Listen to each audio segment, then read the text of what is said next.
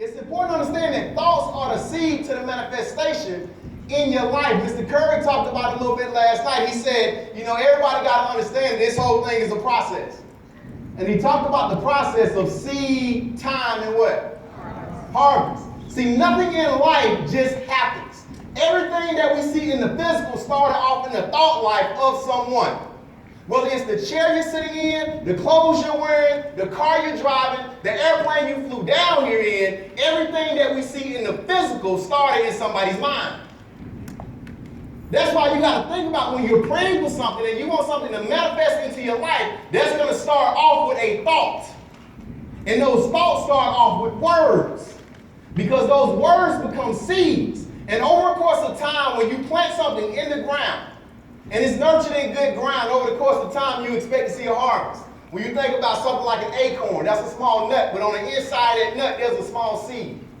That's less than a centimeter in diameter. But if you plant a seed that's on the inside of an acorn, over the course of time, if it's planted in good ground, it can actually grow up into an oak tree that's hundreds of feet above the ground. See, that small seed has so much potential that's in it. And you got to understand that each and every one of you in here right now have that same amount of potential. You got potential in you right now that maybe you can't even see, but God has a purpose and a will for your life, and you got to believe that. There's a few things I jotted down about that, because I believe God's will and purpose for our life. There's so many people that get concerned about things that they really can't control, and I believe those things are what really end up holding them back. I said, it's not God's will or purpose for you to be troubled in your mind. It's not God's will or purpose for you to be frustrated in your mind or for you to be uncomfortable in your mind. The Bible actually says to be anxious about nothing. Anybody ever read that before? Yeah. See, to be anxious is to have anxiety about something that hasn't even happened yet. Something you're worried about. So many of you are worried about the threat of trouble. You're not in trouble, but you're worried about the threat of trouble. The threat is something might happen. What happened? What could happen? All that stuff is holding you back and holding you down. See, half of the things that you thought was going to happen never even happened.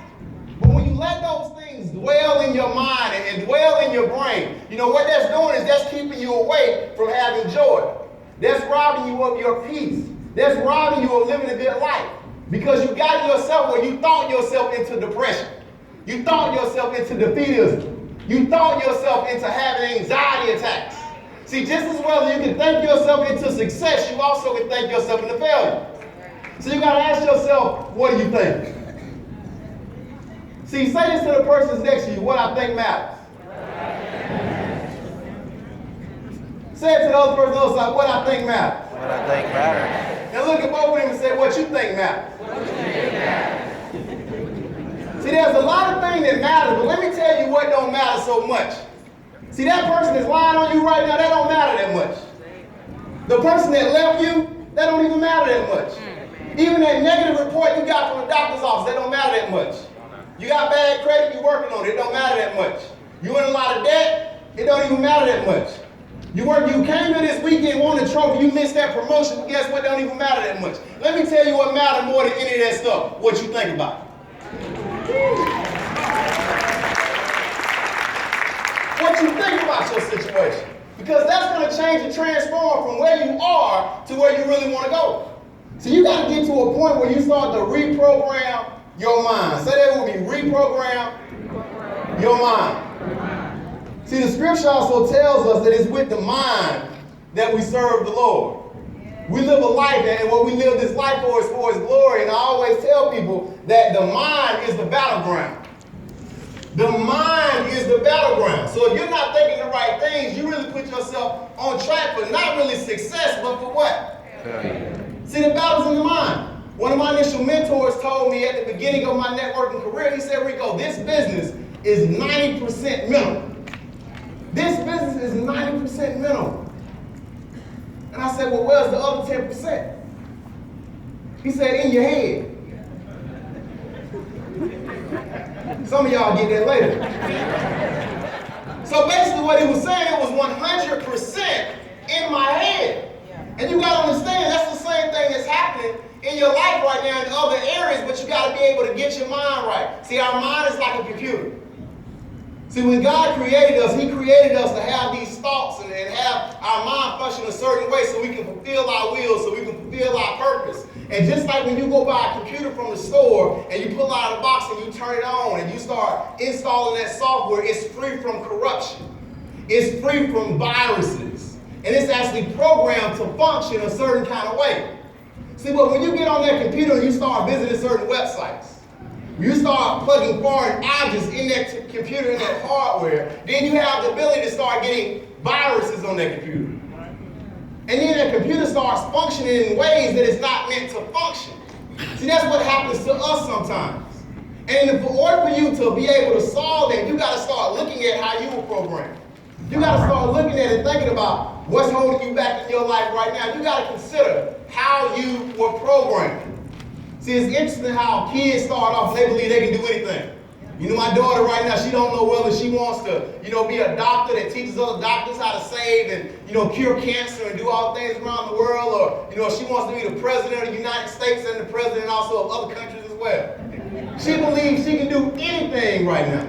And if your kids believe they can do anything, you should make them believe that they can. See, because at some point in your life, you stop believing you can do anything. Because at one point you were a kid, weren't you?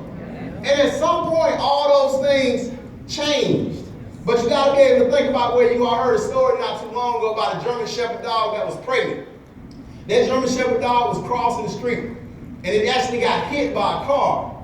Now, fortunately, that dog didn't die, but what happened is the impact of the car accident broke the legs of the dog. The dog was still able to walk with his front two legs, and what it did was it started just dragging his back legs as it walked. So that dog got home, and then over the course of the next several weeks, the legs healed up, but because the legs were not reset, the dog still had to walk and had to drag his legs everywhere it went. Eventually, that dog had the puppies. And when the puppies were getting ready to walk a few weeks later, well, the owner who got the dog up realized that the puppies were also dragging their legs too. So the owner took those puppies to the vet. And it's like, it's amazing. The dog was hit by a car and it's dragging their legs, and the owner thought that the puppies were actually injured in the accident too. But the vet told the owner that there's nothing wrong with those puppies' legs. See, the puppies' legs are absolutely fine. But see, the puppies actually saw the mother dragging her legs, and that's the only model they had to learn from. And they believed that that was the right way to walk. See, how many of us were raised and we watch somebody who modeled things, and they're walking around and they're dragging their legs, and we know it's wrong, but we're dragging our legs too. See, the thing you gotta understand, just like those puppies, ain't nothing wrong with your legs.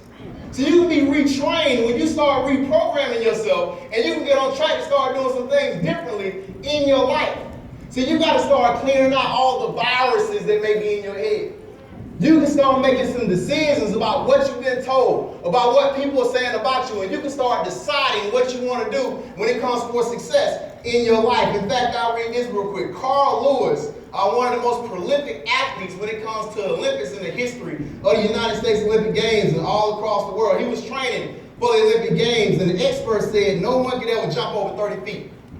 Scientists had run their calculations, done all the research, and according to their data, no one could jump that far. So a reporter asked Carl Lewis what he thought about that. And Carl Lewis responded, yes, I know what the experts say, and they say it can't be done. He said, but I don't listen to that kind of talk. He said, thoughts like that have a way of sinking into your feet. Within the next year, Carl Lewis went on to break that world record and jumped over 30 feet. Because he didn't listen to what everybody else said. He was only focused on what he believed and what his creator said. So you got to ask yourself, are you listening to what other people are saying, and is that sinking into your feet? Is it keeping you where you are? Is it keeping you held up, or is it motivating you to keep going? See, the next thing you got to do is start removing negative labels. Say that, remove. Negative labels. See, negative labels are like weeds. See, it's important to understand that words are seeds. And we always tell people that, hey, faith comes by what? Hearing. Faith comes by hearing, but guess what? That's any kind of faith. Not just faith in God, you go to church or you hear from a preacher, but guess what? Even the negative faith that you have also comes by hearing. So you got to start protecting yourself. What you listen to, what you looking at, what you say. Those are 3 areas that are actually entering into your brain and your heart. See, what you think about affects how you feel, and how you feel affects what you do. What you think about affects how you feel, and how you feel affects what you do. So you got to start asking yourself, and people in your organization, what are you listening to? What are you looking at? And what are you saying? All those things matter when we talk about becoming successful, when we talk about getting to a point that you want to help them change their life. You know, there was a young man that told me not too long ago, I went to a school and I was talking, and a young man came up and he said he was a drug dealer. You know, and he said he wasn't proud of what he was doing, but he felt like that's the only way he had to succeed. And I asked the young man, I said, if you're a successful drug dealer and you can sell drugs, it's important to understand that you also can sell medical supplies. See, if you can sell drugs, you know what? You can also learn to sell stocks and bonds. See, the young man said he was running a business. And if he had to get the word out that he was selling drugs, they call that advertising. See, if he was selling drugs, he got inventory management to take care of. You know what? They call that administration. He got clients to take care of. Guess what? They call that customer service. I know what y'all thinking. Nah, I ain't never sold no drugs. But my point behind saying all of that is, see, when God has a plan for your life, there's levels to this thing. And just as well as God can bless you with that apartment as you prayed for, God can bless you with a beautiful home. You got a car that you wanted, but guess what? You can be able to go out and buy your dream car. You want to pay off a little bit of debt, but guess what? You can go out and start putting a lot of money in an investment account and become a cash millionaire. Say there's levels to this thing. And that's something you got to get excited about. But the bottom line is you got to be able to remove the negative level, the labels. You got to be able to remove these negative labels and the labels that are holding you back. Let me tell you why. Because there's a promise in you. Each and every one of us has a promise that's on the inside of us. And it's waiting to manifest itself, but you got to ask yourself, are you doing what's necessary for it to come out, and you letting those labels hold you back? There was also a story about these 2 boys and this young lady that went to school with them. By the time she was in her mid-20s, she did a report on what happened in their lives, because what she wanted to report on was these twins were raised primarily by their mother, but they had a father that was a drug addict and also the town drunk. And she wanted to see how they would fare through life being programmed, watching what their father taught them and what they did and how they would turn out. And sure enough, by the time these twins entered their mid to late 20s, one of the twins actually turned out to be a drug addict and a town drunk. And she asked that twin in an interview, how do you think you ended up this way? And the twin said, well, it's simple. My father was a drug addict, and he was a town drunk. What do you expect? But fortunately, she talked to the other twin and found out that he actually went through school and made all A's, went to an Ivy League school, went on and got a law degree, and was just starting his own law firm. And she asked him the same question. How did you turn out this way? Your father was a drug addict. He was the town drunk. And he said, that's why I turned out this way.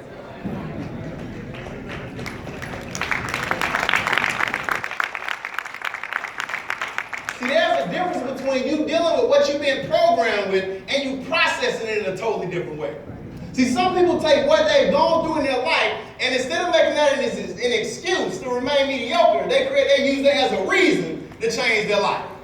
And you got to ask yourself, what are you doing right now about where you are and what you've gone through? Number 4 is you got to get your behind out of your mind. Get your behind out of your mind. Each and every one of us in here, none of us are short of making a mistake. And the bottom line is you got to start forgiving yourself for what you did in the past. You got to start forgiving other people for what they did to you in the past. As long as you continue to rip your mind out to the mistakes that you've made, you'll never have enough space for the creativity that God's given you to taking you where you want to go. You got to get your behind out of your mind. It's they treat your past as a school and not as a billy club. As a school, people talk about some of the mistakes that you've made or some of the losses that you take. I always tell people, I don't lose.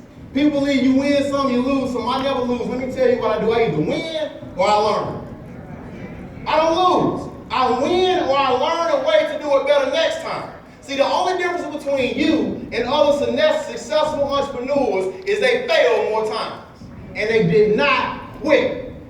So you got to make up your mind right now, what do you want? You got to make up your mind right now that you want to become successful.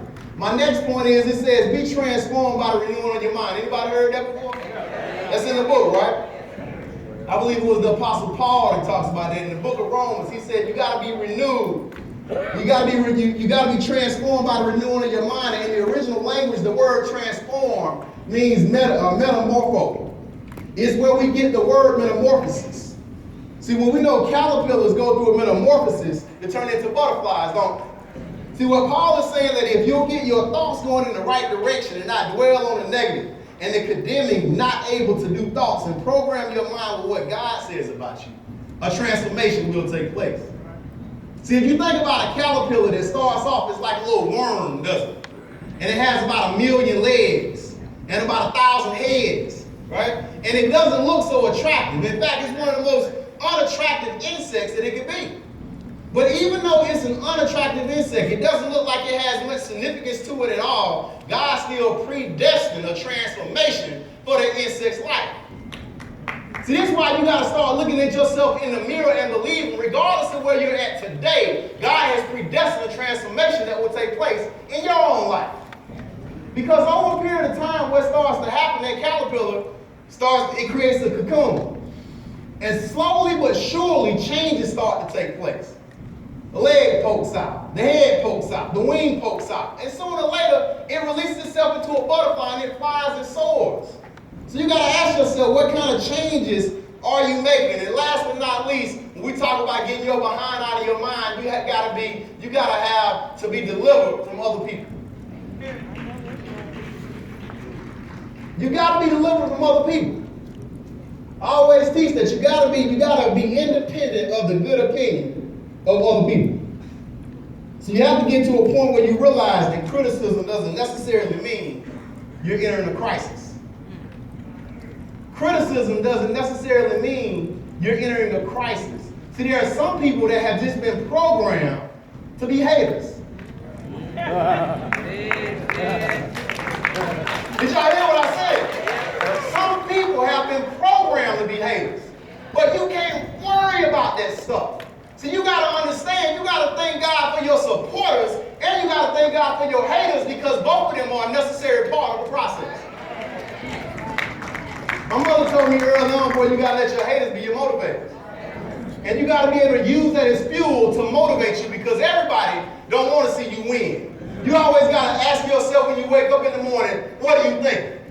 People tell me, Rico, this person said this about you. They posted this up on Facebook about you. This person said this. Is this a lie? Is it true? Rico, what you think about that? You know what my answer is? I don't think about anything about it. Because I don't have any time to waste on any energy dealing with what somebody else talking about. See, I'm busy running my race. You got to ask yourself, how many other races are you watching instead of focusing and running your own? It's almost impossible to win a race looking in the other lane to see what somebody else is doing when you're supposed to be focused on the finish line. Number 5 is this. Make the mental transition to success. And as I wrap this up, I really want you to think about the things that I've just talked about, the things that other people have talked about that came before me, the things that you're going to hear about here shortly. And I want you to ask yourself, what do you see for yourself after you leave here? See, because most people, even after they get motivated, most people have what I call a someday mentality. Right? They say, well, someday it'll happen for me. They say, someday I'll get to go up on that stage. Someday I'll get to start cash flowing some money. Someday I'll be able to afford to fly to the conference. I'll be able to get a trophy. Someday my life will change. Someday I'll be in better health. Someday I'll lose some weight. But I'm here to tell you this. As long as you say someday, you postpone your deliverance. I'm going to say it again. As long as you say someday, you postpone your deliverance. See, the transformation that has to happen in your thinking is that you must go from someday to today. Today, you're going to start doing things differently. And you got to start asking yourself right now, what are you willing to do in terms of your thought life to be able to start changing and transforming your life? Because I'm going to leave you with this. You're one thought away from changing your life. You're one thought away from starting to reprogram who you are and where you're going. You're one thought away from living the lifestyle of your dreams. See, if you came here and you were depressed, right now I'm telling you, you got to start thinking about, hey, I'm going to start thinking myself happy. If you broke, busted, and disgusted, you got to start thinking, I'm going to start thinking myself the wealth right now. You having issues in your relationship, you got to start thinking on the way back home, I'm going to think myself back in love. If you're sick in your body, you got to start thinking, I'm going to thank myself on my way back to good health. I'm going to thank my way on success so I can leave a legacy for my family. And when you start thinking that way with the help and all the leadership you got here, you're going to be on the way to totally transforming your life. And hopefully I can be a part of that to help. God bless y'all. Thanks for having me.